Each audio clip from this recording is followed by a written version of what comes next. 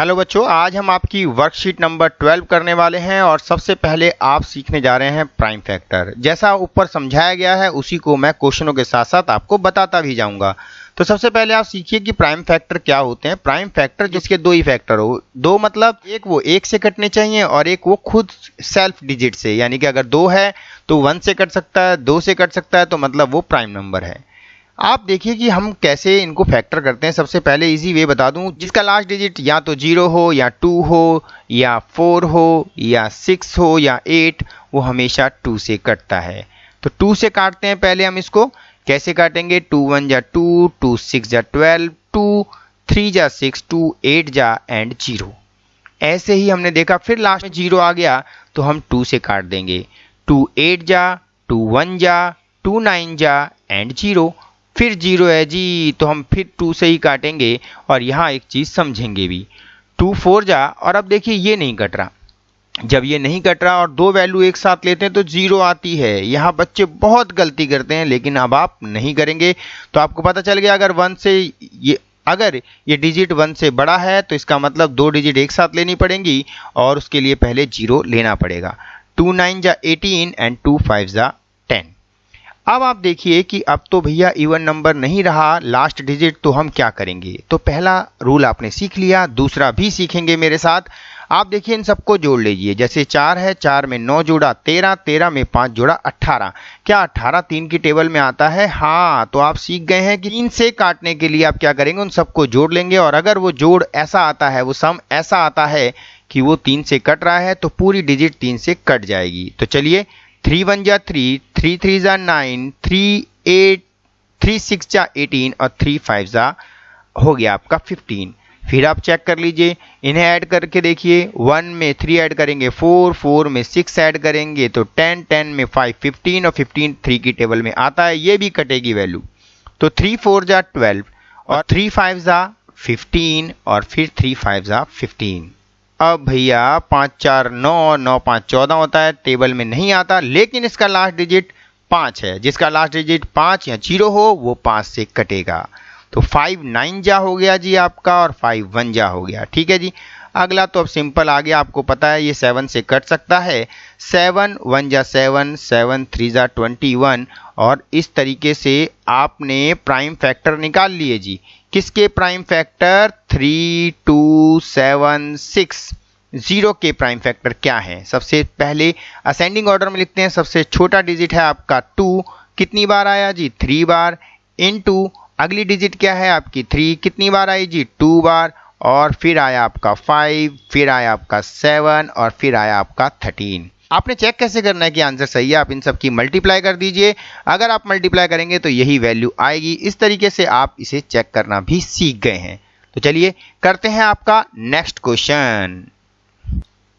तो चलिए बच्चों, आपका करते हैं सेकंड क्वेश्चन। आपके पास दो डिजिट दे रखे हैं फर्स्ट क्वेश्चन में, एक है आपका 15 और एक है आपका 12, यानी कि 15 एंड 12 है। झट से पहले प्राइम फैक्टर कर लेते हैं और फिर सीखेंगे कि एचसीएफ और एलसीएम कैसे निकलता है। 3 5 जा 15, बहुत इजी है। 5 1 जा 5, यहाँ पर आप 2 से काटेंगे। 2 6 जा और फिर 2 से 2 3 जा और 3 1 जा। तो प्राइम फैक्टर क्या है जी? आपके आया आपका 3 इंटू 5, नीचे वाले में क्या आया? 2 की पावर 2 इंटू आ गया आपका 3। अब आपने देखना है कि एचसीएफ कैसे निकालते हैं। तो ध्यान से समझिएगा बेटा कि जो भी डिजिट आपके प्राइम फैक्टर में आए हैं दोनों नंबर्स के, ये आपका पहला नंबर है, ये आपका दूसरा नंबर है, दोनों में जो मैच कर रहा है वो कौन है? आपका 3। ठीक है, जो मैच करता है उसमें से छोटा लेते हैं। छोटा मतलब पावर छोटी वाली लेनी है। तो आपने देखा कि इसमें तो दोनों की पावर सेम ही है, तो इसलिए एचसीएफ हो गया आपका 3। ठीक है जी। अब आप ध्यान देंगे कि यहां पर हम एलसीएम कैसे लेते हैं। एलसीएम के लिए रूल सिंपल है। आपने क्या करना है, सबसे पहले देखना है कि जो मैचिंग कर रहा है उनमें से बड़ा लेना है। ठीक है, मैचिंग में से बड़ा, और यहां तो बड़ा छोटा कुछ है ही नहीं, इसीलिए मैंने 3 ले लिया। और जो मैचिंग नहीं कर रहे हैं वो भी लेने हैं। ठीक है जी। अब हम क्या करें, अब हम 3 5 जा 15 और 15 की मल्टीप्लाई 4 से करेंगे तो 60, यानी कि एलसीएम आया आपका 60, एचसीएफ आया आपका 3। क्या हम आंसर को भी चेक कर सकते हैं? बिल्कुल। आप एक फॉर्मूला लगाएंगे, एलसीएम इंटू एचसीएफ जो होता है वो मल्टीप्लाई करने पर किसके बराबर आना चाहिए? px यानी कि पहला नंबर और gx या qx बोल सकते हैं आप इसको दूसरा नंबर। इसका मतलब क्या हुआ? इसका मतलब हुआ कि LCM कितना आया जी आपका? LCM 60। उनका जो प्रोडक्ट है किसका? HCF के साथ में यानी कि 3, वो इक्वल आना चाहिए किसके? px इंटू qx के, यानी कि px था आपका 15 और ये था आपका 12। मल्टीप्लाई करेंगे तो 180 आ रहा है, तो इसका मतलब हमारा आंसर बिल्कुल सही है। ये चेक किया है हमने, आपने नहीं करना, सिर्फ देखने के लिए आप सीख जाएं कुछ नया। ठीक है, तो चलिए आगे देखते हैं आगे क्या करना है। इसी तरीके से हम थर्ड क्वेश्चन को कर लेते हैं। हमारे को दो नंबर दे रखे हैं, एक 18 और एक 45, यानी कि 18 एंड 45। 2 से इसको कर देते हैं, 2 9 जाएगा आपका, 3 3 जाएगा आपका और 3 1 जाएगा। चलिए यहाँ भी देख लीजिए, 3 1 जा 3, 3 5 जा 15 और फिर 3 5 जा और 5 1 जा 5। HCF हमें निकालना है, लेकिन उससे पहले इसके प्राइम फैक्टर लिख लेते हैं जी px के, यानी कि पहले नंबर के। क्या आए? 2 इंटू 3 की पावर 2। अब हम अगले वाले के देखते हैं, किसके? 45 के, और हमने देखा 3 की पावर 2 और साथ में है 5। HCF का रूल क्या बताया? जो मैच करता है, ठीक है, मैच मतलब एक जैसा। इसमें भी 3 है जी, इसमें भी 3 है, मैच कर गए और उनमें से छोटी पावर लेते हैं, लेकिन दोनों की पावर सेम है इसीलिए वही रहेगी। और 3 3 जा 9 आपका HCF आ चुका है। LCM के लिए रूल क्या बताया? जो हमारी मिलती है उसमें से बड़ी सेम है, इसलिए दोनों ऐसे रहेंगे, और जो नहीं मिलती डिजिट वो भी लेते हैं। तो अब क्या आ गया जी आपका आंसर? 3 3 जा 9, 9 2 जा कितना हो गया आपका? 18 और 18 5 जा हो गया 90। तो इस तरीके से आपने ये आंसर निकाल लिया है 90। 9 और 90 आ चुका है। क्या चेक करके देख लें? बिल्कुल देखेंगे। कैसे? LCM कितना? 90 इंटू कितना? HCF 9। ठीक है जी। अब हम px देख लेते हैं। px कितना है आपके पास? px था हमारा 18 और इंटू है आपका 45। अगर हम इनकी मल्टीप्लाई करके देखते हैं तो ये वैल्यू सेम आनी चाहिए। अगर ये सेम नहीं आती है तो आप समझ जाइए कि आपने कैलकुलेशन में कहीं ना कहीं मिस्टेक कर दी है, और आंसर आना चाहिए आपका 810।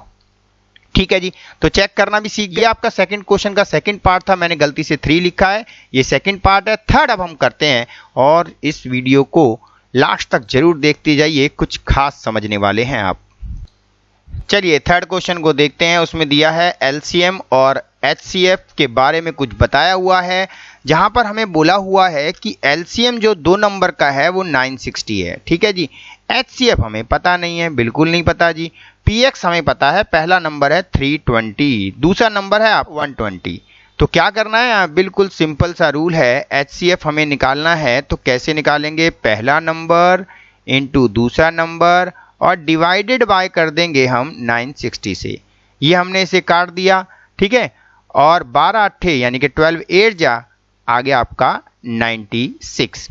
इसे हम काट देते हैं, 4 जा जाएगा, कितना आ गया आपका 40। अगर आप चेक करना चाहते हैं तो बिल्कुल कर सकते हैं। 960 की मल्टीप्लाई कर दीजिएगा 40 से, और 320 की मल्टीप्लाई कर दीजिएगा 120 से। तो हम चेक कर लेते हैं कि आखिर आपका आंसर आना कितना चाहिए। तो मल्टीप्लाई करने पर जो डिजिट आ रहा है वो है 38400। अगर दोनों की मल्टीप्लाई करने पर यही आ रहा है तो समझ जाइए कि आंसर आपका सही है। लेकिन अगर नहीं आ रहा है तो आपको चेक करना पड़ेगा, कहीं ना कहीं आपने काटा गलत तो नहीं है। तो चलिए नेक्स्ट हम समझते हैं, और नेक्स्ट जो क्वेश्चन है आपका क्वेश्चन नंबर 4, ये एक स्टेटमेंट वाला क्वेश्चन है, जो इसका सॉल्यूशन ऊपर ऑलरेडी दे रखा है, तो उसी में क्यों ना समझ लें। तो चलिए अब उसी में समझते हैं हम लास्ट क्वेश्चन को। चलिए बच्चों लास्ट देखते हैं आज आपकी वर्कशीट का क्वेश्चन क्या है। वो है कि अगर किसी वैल्यू पर, किसी भी नंबर पर अगर कोई पावर लगी है, जैसे 12 के ऊपर पावर इसने n बोली है, ठीक है, अब कोई भी पावर लगी हुई है, तो क्या उसका आंसर आंसर मतलब लास्ट डिजिट कभी 0 हो सकता है। जैसे मान लो 12 को हम मल्टीप्लाई करें और कोई भी डिजिट आए 3 2 9, ये मैं रफली समझा रहा हूं, आप उसके लास्ट में डिजिट 0 आ जाए, क्या ऐसा पॉसिबल है? जैसे 12 की पावर 1 रखें तो 12 ही आएगा, 12 की पावर 12 इंटू 12 करें तो 144 आएगा। ऐसे ही आपको मल्टीप्लाई कर करके चेक करना है कि क्या 0 आएगा। तो ऐसा काम तो हम नहीं करेंगे क्योंकि ये तो बहुत टफ काम हो जाएगा। तो समझना क्या है, समझना ये है कि किसी भी नंबर का लास्ट डिजिट 0 तब आता है जब उस नंबर के प्राइम फैक्टर 2 और 5 होते हैं। यानी कि अगर हम उसके फैक्टर करें तो 2 और 5 उसमें आना चाहिए, और अगर उनमें से एक आ रहा है और एक नहीं आ रहा तो समझ जाइए उसका लास्ट डिजिट कभी भी 0 नहीं हो सकता। तो देखिए यहाँ पर आपके पास डिजिट था 12 और 12 के इन्होंने फैक्टर करे फंडामेंटल थ्योरम से। जो आपने सीखी वो सारी की सारी फंडामेंटल थ्योरम ही थी, यानी कि फैक्टर करना। तो प्राइम फैक्टर में आया आपका 2 की पावर 2 एंड 3। तो हमने क्या चेक किया कि यहाँ पर तो 5 है ही नहीं, और होने क्या क्या चाहिए, 2 होना चाहिए था और 5 होना चाहिए था, लेकिन हमें 5 नहीं दिखा। जब नहीं दिखा तो हम कह सकते हैं क्या, the factor of 12 has only, क्या रख रहा है, सिर्फ उसके पास क्या है, 2 है, और उसके पास क्या नहीं है, 5 नहीं है। अगर 5 नहीं है तो इसका मतलब लास्ट डिजिट कभी भी 0 नहीं हो सकता। तो सो 12 की power n can not and on 0 for any natural number. तो ये स्टेटमेंट भी आपने समझ ली। वीडियो आपको अच्छी लगी हो तो प्लीज चैनल को सब्सक्राइब कीजिए, और आपके मैं असेसमेंट भी लेकर आ रहा हूं जो आपको इसी चैनल पर मिलेगा। इसीलिए चैनल को सब्सक्राइब कीजिए, बेल आइकन को दबाइए और वीडियो को लाइक भी कीजिए, और अपने फ्रेंड सर्कल में शेयर भी कीजिए ताकि उनकी भी हेल्प हो सके। तो चलिए मिलते हैं आपके साथ नेक्स्ट वीडियो में। Bye bye, Tata.